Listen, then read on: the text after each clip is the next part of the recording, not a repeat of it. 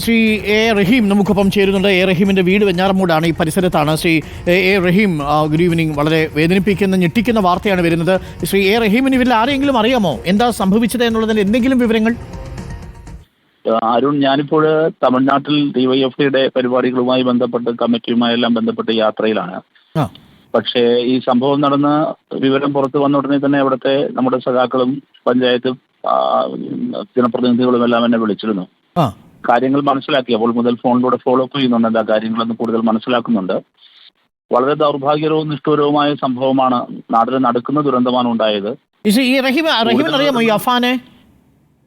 ഇല്ല, അഫാനെ എനിക്കറിയില്ല. ഇത് പുല്ലമ്പാറ പഞ്ചായത്തിലെ പേരുമല എന്ന് പറയുന്ന സ്ഥലത്താണ് താമസിക്കുന്നത്. ഈ സ്ഥലം, ഈ അഫാനെ എനിക്കറിയില്ല. അരികിലെല്ലാം എനിക്ക് നേരിട്ട് ബന്ധുക്കളുള്ള സ്ഥലവും നമ്മളെല്ലാം പ്രവർത്തിച്ച ഒരുപാട് ആളുകളുള്ള സ്ഥലവും ഒക്കെയാണ്. പക്ഷേ ഈ അഫാൻ എന്ന് പറയുന്ന കഥാപാത്രത്തെ എനിക്കറിയില്ല. ഈ പിന്നെയുള്ളത് പാങ്ങോടാണ് ഒരു കൊലപാതകം നടന്നിരിക്കുന്നത്. ഇതൊക്കെ ഒരുപക്ഷെ വീട് കണ്ടാൽ മനസ്സിലാകും. നമുക്ക് പലപ്പോഴും പോയിട്ടുള്ള സ്ഥലങ്ങളൊക്കെ ആയതുകൊണ്ട് വീടൊക്കെ കണ്ടാൽ, ആളുകളെയൊക്കെ കണ്ടാലൊക്കെ ചിലപ്പോൾ അറിയാൻ പറ്റുമായിരിക്കും. എന്താണ് നമ്മുടെ പ്രാഥമികമായിട്ട് അവരെ പറയുമ്പോൾ മനസ്സിലാവുന്നത്? ഇത് ഈ പല ആംഗിളുകളുണ്ട്. അതിലേറെ പ്രധാനപ്പെട്ട കാര്യം, ഞാൻ അന്വേഷണം നടക്കുന്ന കാര്യമായതുകൊണ്ട് ഞാൻ പോലീസ് ഓഫീസേഴ്സുമായി സംസാരിച്ചിരുന്നു, കാര്യങ്ങൾ മനസ്സിലാക്കിയിരുന്നു. അവരെല്ലാവരും അന്വേഷണത്തിന്റെ ഭാഗമായതുകൊണ്ട് തന്നെ കൂടുതൽ വിവരങ്ങൾ ഇപ്പോൾ പുറത്തു പറയുന്നത് ശരിയല്ല. പക്ഷെ എന്തായാലും ഇവരുടെ വലിയ സാമ്പത്തിക പ്രതിസന്ധി ഉണ്ടായിരുന്നു. ഇയാളുടെ വാപ്പാക്ക്, അത് വിദേശത്ത് നിൽക്കുകയാണ് ഇതിലെ വാപ്പ, അദ്ദേഹത്തിന്റെ ഒരു ബിസിനസ് സംബന്ധമായ എന്തോ വലിയ സാമ്പത്തിക പ്രതിസന്ധി രൂക്ഷമായിട്ടുണ്ടായിരുന്നു. ആ സാമ്പത്തിക പ്രതിസന്ധി തുടർന്ന് പലരും വീട്ടിലെത്തി പൈസ ചോദിക്കുകയും ഒക്കെ ചെയ്യുന്ന സാഹചര്യം ഉണ്ടായിരുന്നു. അതിന്റെ പശ്ചാത്തലത്തിലാണ് ഈ സംഭവങ്ങളെല്ലാം ഉണ്ടായിരിക്കുന്നതെന്നാണ് പ്രാഥമികമായ നിഗമനമെന്ന് ഞാൻ മനസ്സിലാക്കുന്നത്. കൂടുതൽ കാര്യങ്ങൾ, പോലീസിന്റെ ഇപ്പോഴത്തെ ഏറ്റവും വലിയൊരു പരിമിതി, ഇയാള് വിഷം കഴിച്ചിട്ടുണ്ട്.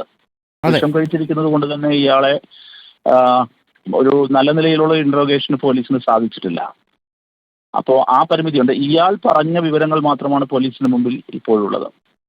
അപ്പോൾ പോലീസ് ഇയാളെ ഹോസ്പിറ്റലൈസ് ചെയ്തു.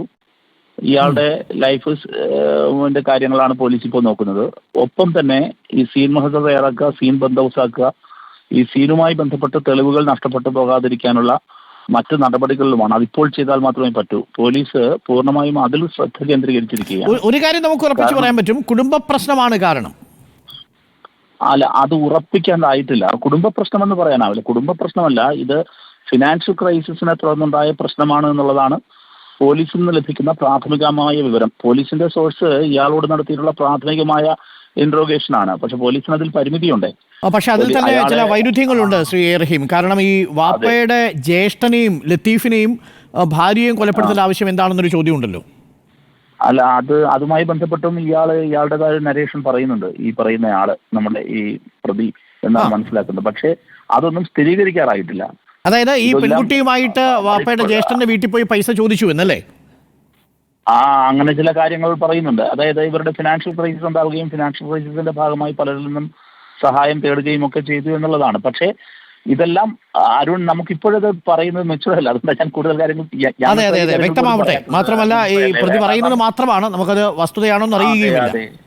ഈ പോലീസിനും സ്ഥിരീകരിക്കാറായി. ഈ കൊലപാതകത്തിന്റെ ഒരു സീക്വൻസിങ് ഇപ്പോൾ MLA വിവരിച്ചിട്ടുണ്ട്. അത് വളരെ ഞെട്ടിക്കുന്നതാണ്. ആദ്യം ഉമ്മയെ കൊല്ലുക, പിന്നീട് വാപ്പുമ്മയെ കൊല്ലുക, പിന്നെ വാപ്പയുടെ ജ്യേഷ്ഠനെ കൊല്ലുക, തിരിച്ചു വരുമ്പോൾ സഹോദരനെയും പെൺകുട്ടിയും വിളിച്ചിറക്കി കൊണ്ടുവന്ന് കൊല്ലുക. ഇങ്ങനെയാണെന്ന് കേൾക്കുന്നു.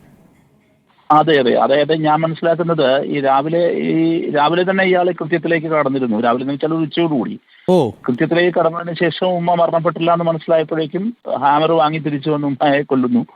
അതിനുശേഷം അവിടെ നിന്ന് ഇയാൾ പുറപ്പെട്ട് വളരെ ദൂരം വെച്ചാൽ കുറച്ച് ദൂരെയുള്ള വേറൊരു പോലീസ് സ്റ്റേഷൻ ലിമിറ്റിലാണ്, പാങ്ങോട് പോലീസ് സ്റ്റേഷൻ ലിമിറ്റിലാണ് ഇപ്പോൾ അങ്ങോട്ടുള്ള കൊലപാതകം നടക്കുന്നത്. എന്നിട്ട് മാല പൊട്ടിച്ചെടുക്കുന്നു. എന്നിട്ട് അവിടെ നിന്ന് നെടുമങ്ങാട് പോലീസ് സ്റ്റേഷൻ ലിമിറ്റിലാണ് വരുന്നത്, ഈ SL പുരം എന്ന് പറയുന്ന സ്ഥലം. എല്ലാം അടുത്തടുത്ത് തന്നെയാണ്. അവിടെ പോകുന്നു. അവിടെ പോയിട്ടാണ് 2 കൊലപാതകം അവിടെ നടത്തുന്നത്. അതിനുശേഷം അവിടെ നിന്ന് നേരെ പോയി ഈ കാമുകിയെ വിളിച്ചിറക്കുന്നു. കാമുകിയെ വിളിച്ചിറക്കി ഇയാളുടെ വീട്ടിലേക്ക് കൊണ്ടുവരുന്നു. വീട്ടിൽ കൊണ്ടുവന്ന് അവിടെ തീർക്കുന്നു. ആ കൊലപാതകം നടത്തി കഴിഞ്ഞപ്പോഴാണ് ഏറ്റവും ദാരുണമെന്ന് നമുക്ക് കേട്ടാൽ വല്ലാതെ വിഷമം വന്നു പോകുന്ന ഒരു കാര്യം, ഈ കുഞ്ഞനുജൻ സ്കൂളിൽ നിന്ന് തിരിച്ചു വരുന്നു. ആ കുഞ്ഞനുജനെ കൊല്ലുന്നു. അരുണ, എങ്ങനെയാണ് അതൊക്കെ സഹിക്കാൻ പറ്റുക? ശോ. അതും ആ ചിത്രം കണ്ടിരുന്നു ശ്രീ റഹീം. ഈ ജ്യേഷ്ഠന്റെ ഉടുപ്പിൽ കെട്ടിപ്പിടിച്ച് നിൽക്കുന്ന 13 വയസ്സുകാരൻ്റെ ഒരു ചിത്രമുണ്ട്. നമ്മൾ വല്ലാതെ ഞെട്ടിപ്പോകുന്ന ദൃശ്യമാണ് നമ്മൾ കണ്ടു. സഹിക്കാൻ പറ്റില്ല. എനിക്ക് ഏറെ ഹൃദയഭേദമായി തോന്നിയൊരു സീൻ അതാണ് പറഞ്ഞു കേട്ടപ്പോ. ഒന്നും അറിയാതെ സ്കൂളിൽ നിന്ന് തിരിച്ച് വീട്ടിലേക്ക് വന്ന് കളിച്ച് തിരിച്ച് വന്ന് കയറിയ കുഞ്ഞിനെ അവിടെ വെച്ച് കൊല്ലുന്നത്. എന്നിട്ട് ഇയാൾ വിഷം വിഷം കഴിച്ചിട്ട് നേരെ പോലീസ് സ്റ്റേഷനിലെത്തിയിട്ട് കൃത്യം വിവരിക്കുകയായിരുന്നു ചെയ്തത്. അപ്പോൾ പോലീസ് ഇയാളെ ഇൻട്രോഗേറ്റ് ചെയ്തു. പക്ഷെ പോലീസിന്റെ പരിമിതി ഇയാൾ വിഷം കഴിച്ചിരിക്കുന്നു, ഇയാളുടെ ഹെൽത്ത് സ്റ്റേബിൾ അല്ല എന്നുള്ളതാണ്. അതുകൊണ്ട് തന്നെ ഒരു പോലീസ് ഒരു ഇൻട്രോഗേഷൻ കൃത്യമായി പോലീസിന് നടത്താൻ കഴിഞ്ഞിട്ടില്ല. തന്നെയുമല്ല, പോലീസിന് ഈ നിമിഷങ്ങളിലെ പോലീസിന്റെ ഏറ്റവും വലിയ ഉത്തരവാദിത്വം സീനിലെ തെളിവുകൾ, എവിഡൻസ്, പരമാവധി ശാസ്ത്രീയമായ എവിഡൻസുകൾ നഷ്ടപ്പെട്ടു പോകാതിരിക്കുക, അത് പരമാവധി ശേഖരിക്കുക എന്നുള്ളതാണ്. അത് ഈ നിമിഷങ്ങളിൽ തന്നെ ചെയ്യേണ്ട കാര്യങ്ങളാണ്. പോലീസിന്റെ ഇപ്പോഴത്തെ മുഴുവൻ ശ്രദ്ധയും അതിലാണ്. എസ്.പിയും ഡിവൈഎസ്പിയും ആറ്റിങ്ങൽ ഡിവൈഎസ്പിയുടെയും നേതൃത്വത്തിൽ പോലീസ് സന്നാഹമാകെ ഇതിലാണ് ഇപ്പോൾ കേന്ദ്രീകരിച്ചുകൊണ്ടിരിക്കുന്നത്, ശാസ്ത്രീയമായ തെളിവുകൾ സമാഹരിക്കുന്നത്. ഓക്കെ എന്തായാലും ഞെട്ടിക്കുന്ന വാർത്തയായി പോയി. താങ്ക് യു ശ്രീ റഹീം വിവരങ്ങൾ നൽകിയതിന്. ഇപ്പോൾ കാര്യങ്ങൾ ഏറെക്കുറെ വ്യക്തമാണ് പ്രിയപ്പെട്ട പ്രേക്ഷകരെ.